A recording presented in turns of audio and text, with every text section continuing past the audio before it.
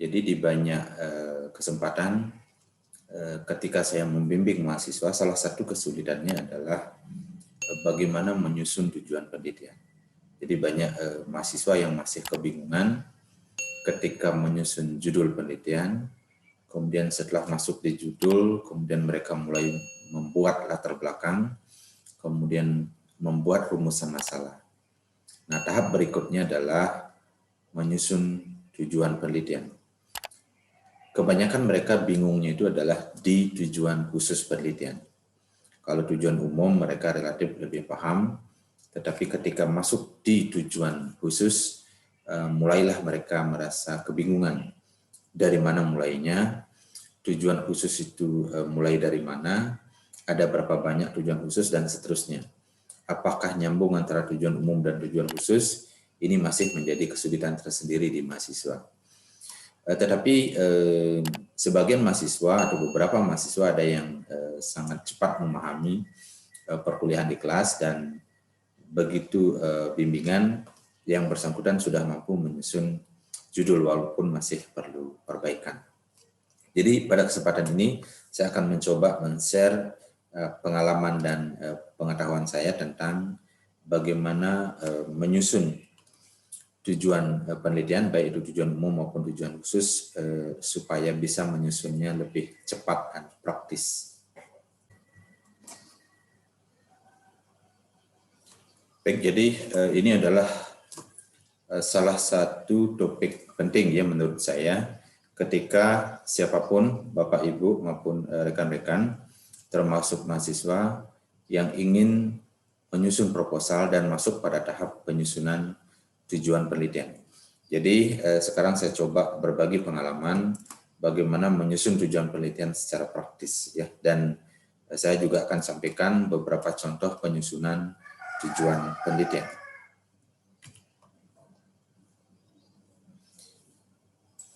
Jadi terkait dengan tujuan penelitian, jadi kita mengetahui ada yang dikenal dengan tujuan umum dan tujuan khusus ya, atau dikenal juga dengan general objective, kemudian ada juga yang mengenal specific objective atau tujuan khusus. Ya. Jadi tujuan umum itu biasanya selalu mengacu pada judul penelitian atau dia mengacu pada masalah yang akan diteliti atau topik yang diteliti. Ya. Sehingga tujuan umum ini sering dikatakan sebagai tujuan yang sifatnya general ya, karena dia memulai dari atau membuat tujuan umum tersebut dengan mengacu pada masalah atau judul penelitian. Tujuan umum ini juga dikaitkan dengan variabel penelitian ya. Nah, pada umumnya di judul penelitian itu yang kelihatan biasanya dependent variable terutama ya. Jadi dependent variable itu atau variabel yang akan diukur tersebut, dia akan masuk di judul ya, dan tujuan umum tersebut mengacu pada judul terutama ya. Kemudian kalau tujuan khusus ini sifatnya spesifik ya. Nah, karena dia spesifik maka tujuan khusus ini relatif lebih sulit untuk menyusunnya dibandingkan dengan tujuan umum ya. Nah, tujuan khusus sangat tergantung pada tujuan umum yang kita buat. Kemudian sehingga tujuan khusus ini dikatakan sebagai bagian dari tujuan umum. Nah, tujuan khusus yang kita buat, kemudian selanjutnya kita coba breakdown menjadi tujuan khusus. Atau kita coba pecah dia menjadi tujuan khusus, ya tergantung dari apa tujuan spesifik kita dalam penelitian yang akan kita lakukan. Ya.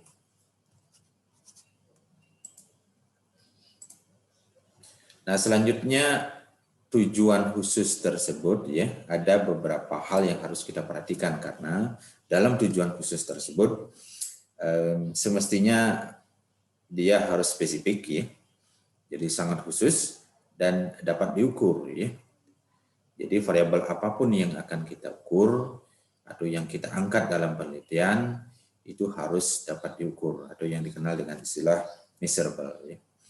Selanjutnya dimulai dari karakteristik umum responden. Jadi ketika kita menyusun tujuan khusus, pada umumnya orang selalu mengawali dengan membuat karakteristik umum responden, terutama ini untuk penyusunan proposal penelitian. Ya. Nah, sedangkan kalau menulis tujuan di artikel atau manuskrip itu umumnya hanya satu tujuan saja disampaikan, ya, seperti tujuan umum. Tetapi kalau di proposal maka dia dipecah sedemikian rupa dan bagian dari tujuan umum, ya. Dan biasanya kalau di proposal kita selalu memulainya dari karakteristik umum responden. Nah, setelah menulis karakteristik umum responden, barulah tujuan khusus berikutnya yang kita masukkan adalah variabel dependennya. Ya. Jadi variabel dependen kita taruh di tempat kedua. Kemudian setelah itu kita lanjut ke variabel independen. Nah, tergantung rekan-rekan, Bapak Ibu atau mahasiswa ada punya berapa independent variables, ya. Apakah satu independent variabelnya, dua, dan seterusnya. Nah, di akhir nanti dilanjutkan dengan ketika penelitian kita adalah tentang hubungan, maka di akhir kita bisa sebutkan misalnya menguji hubungan antara A dan B misalnya, ya. Untuk menguji perbedaan A dan B misalnya, atau menguji pengaruh A terhadap B. Ya. Jadi sangat tergantung pada desain penelitian kita, ya, atau metodologi penelitian kita. Nah, ini beberapa contoh ya yang coba saya share ke rekan-rekan, ke mahasiswa semuanya, sehingga mendapatkan pemahaman lebih cepat. Ya. Misalnya, cara menyusun tujuan penelitian. Kita misalnya mulai dari judul penelitian. Jadi anggap kita sudah punya judul penelitian. Ya. Judul penelitiannya sangat sederhana. Ya. Pengetahuan tenaga kesehatan puskesmas tentang COVID-19. Jadi kebetulan sekarang tentang COVID, ya. Jadi kita masih berada dalam kondisi pandemi. Nah, kemudian umumnya orang banyak meneliti tentang COVID, ya. Karena masalah ini masih relevan dan masih menjadi isu utama, ya, dalam semua bidang kehidupan saat ini. Jadi judulnya pengetahuan tenaga kesehatan puskesmas tentang COVID-19. Jadi sudah sangat pasti di sini mainnya itu adalah, jadi hal utama yang akan diteliti itu adalah tentang pengetahuan. Ya. Maka tujuannya adalah untuk mengetahui pengetahuan tenaga kesehatan puskesmas tentang COVID-19. Jadi tinggal mengikuti judul. Ya. Nah, kalau misalnya pengetahuan ini hanya satu, yang artinya tidak bisa di breakdown lagi, tidak bisa dipecah-pecah lagi, maka cukup tujuan saja. Kita tidak perlu tujuan umum dan tujuan khusus. Boleh seperti itu, ya. Tetapi tergantung dari selera masing-masing, tergantung dari style penulisan tujuan masing-masing, ya. Tetapi saya menyarankan kalau memang pengetahuan itu tidak dipecah-pecah lagi atau tidak dikelompok-kelompokkan lagi, cukup menjadi tujuan saja, ya, tanpa tujuan umum dan tujuan khusus. Jadi tujuannya menjadi untuk mengetahui pengetahuan tenaga kesehatan puskesmas tentang COVID-19. Jadi sangat simpel sekali. Nah, saya lanjutkan contoh yang kedua. Ya, judul penelitiannya pengetahuan tenaga kesehatan puskesmas tentang COVID-19. Sama tentang pengetahuan, judulnya juga sama. Tetapi ini kita buat ada tujuan umum dan tujuan khusus. Jadi sangat bisa, ya. Tujuan umumnya untuk mengetahui pengetahuan tenaga kesehatan puskesmas tentang COVID-19. Jadi tentang pengetahuan. Sedangkan tujuan khususnya kita bisa pecah lagi dia, ya. Misalnya tujuan khususnya yang pertama kita mulai dengan karakteristik umum tenaga kesehatan puskesmas. Yang kedua mengidentifikasi pengetahuan tenaga kesehatan puskesmas tentang tanda dan gejala. Oke. Kita pecah dia menjadi tanda dan gejala. Kemudian tujuan ketiga mengidentifikasi pengetahuan tenaga kesehatan puskesmas tentang cara penularan. Jadi yang ketiga tentang cara penularan. Kemudian tujuan keempat itu tentang cara pencegahan. Dan yang kelima tentang surveillance. Ya.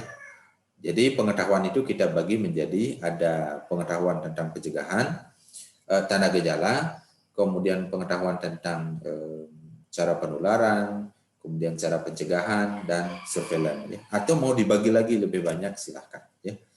Nah, misalnya seperti ini, ya. Pengetahuan tenaga kesehatan puskesmas tentang tanda gejala mungkin 10 10 soal misalnya, atau 10 pertanyaan.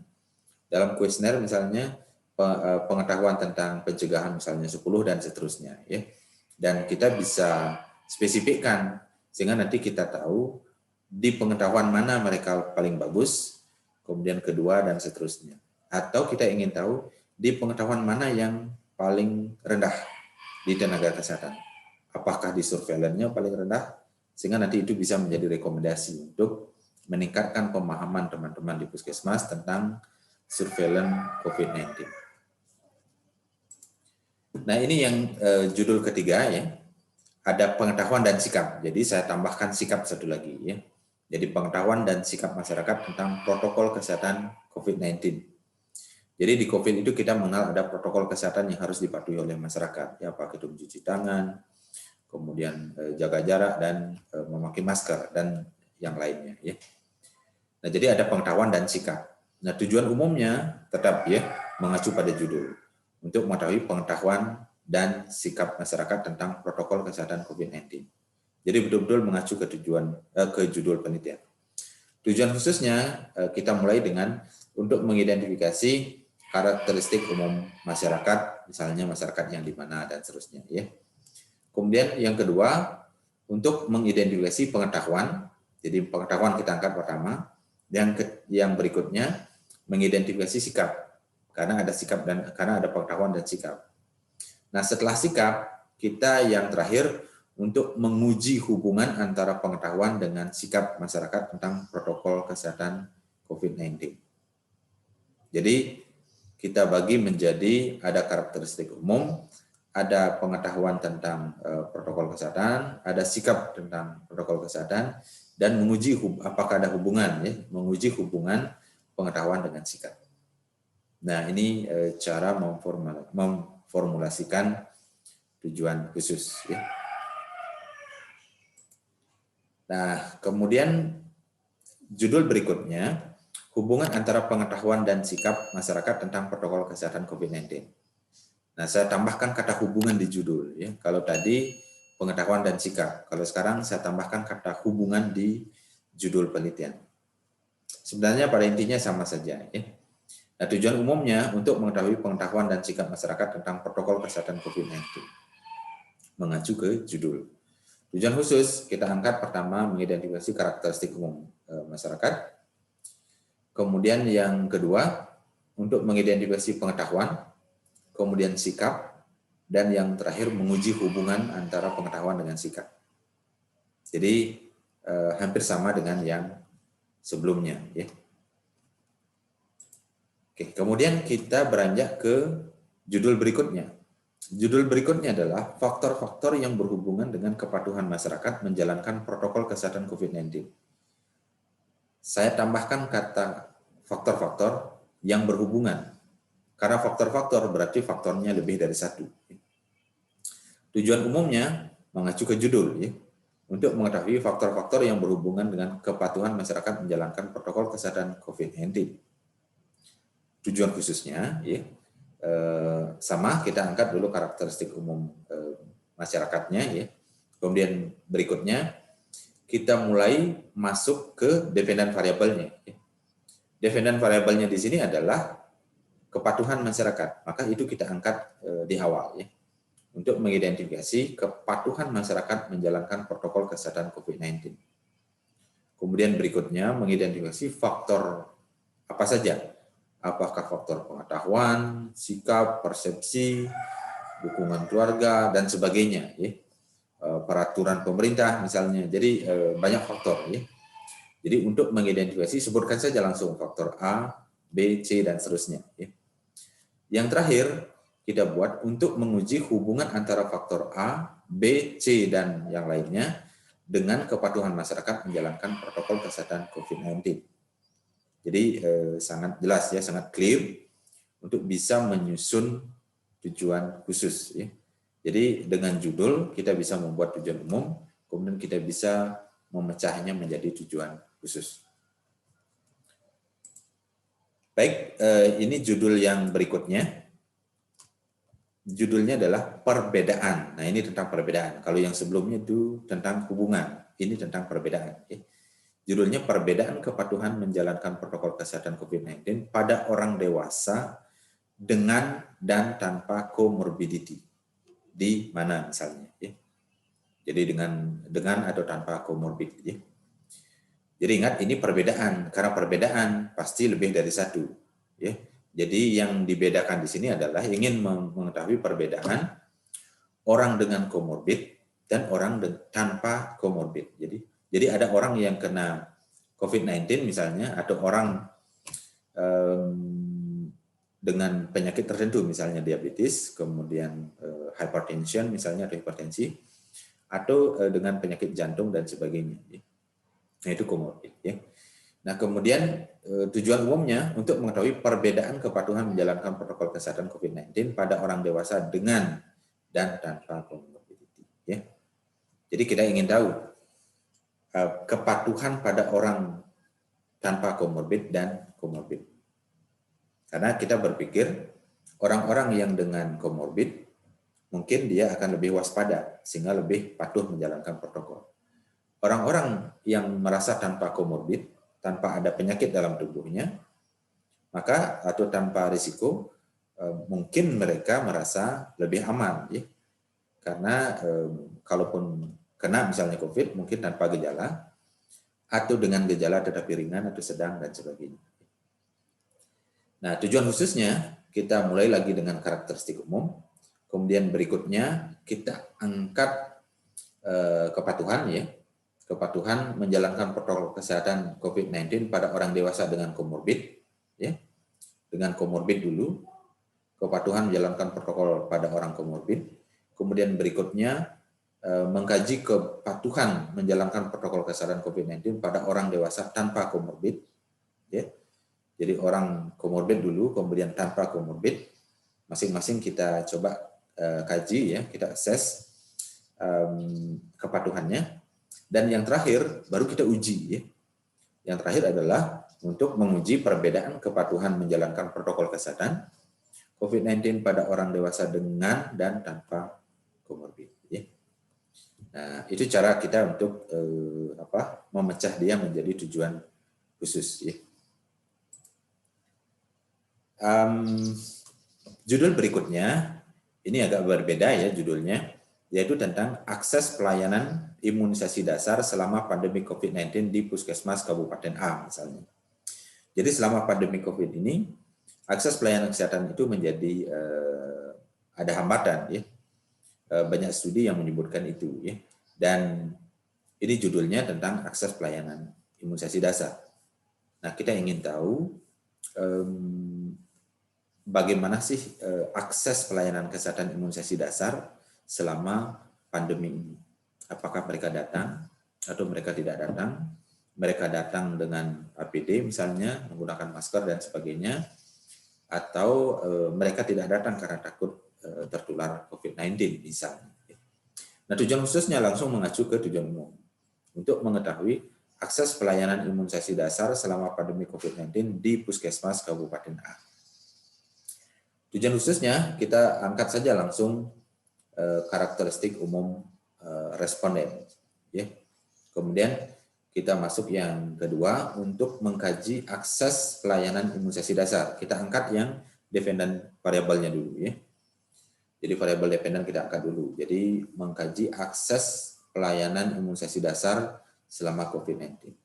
Berikutnya kita mulai dengan variabel independen, ya. Jadi independen variabelnya sekarang. Jadi untuk mengidentifikasi pengetahuan. Jadi pengetahuan itu menjadi salah satu variabel independen. Kemudian berikutnya kita angkat mengidentifikasi persepsi responden. Dan yang terakhir itu, misalnya kalau kita hanya punya dua variabel independen, jadi pengetahuan dan yang kedua persepsi, ya. Kemudian berikutnya baru kita masuk ke menguji hubungan, ya. Kita ingin tahu faktor mana saja yang berhubungan. Kita bisa masukkan karakteristik umum, ya. Karena kita punya data, akan lebih baik kita masukkan, ya, untuk menguji apakah karakteristik umum ini ada hubungan tidak dengan kepatuhan, ya. Selain dua variabel independen yaitu pengetahuan dan persepsi. karena kita punya datanya, itu akan lebih baik kita masukkan. Ya.